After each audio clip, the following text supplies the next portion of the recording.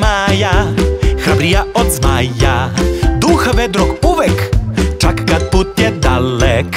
Ko je bata luka i kad ponekad kuka, smisli svašta lako, sjeku voli jako. Saznaj malo više, gledaj naše priče, zajedno smo svuda, pravac avantura. Lidl predstavlja avanture iz Lidlonije. Priča o zdravlju.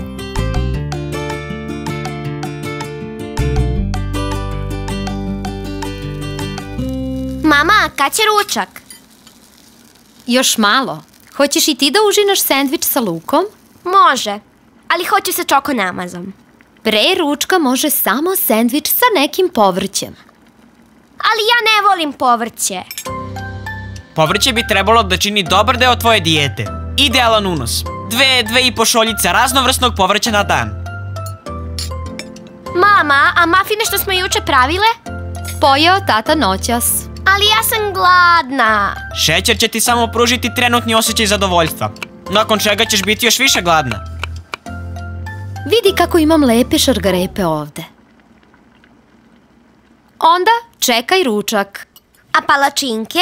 Mama, znam strava recept za palačinke od banane. Samo 3 sastojka su Kad neće, neće. Imam ideju.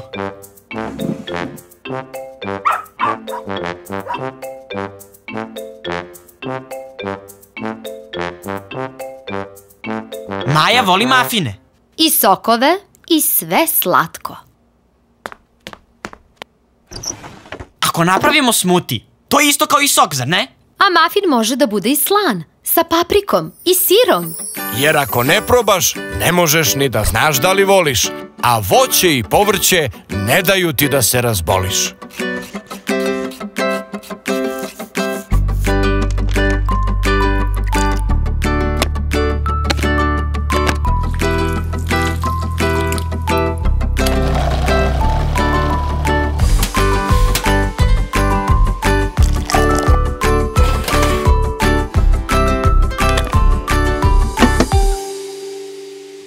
Majo, spremili smo ti užinu. Jel fina užina? Volim mafine. I volim sok.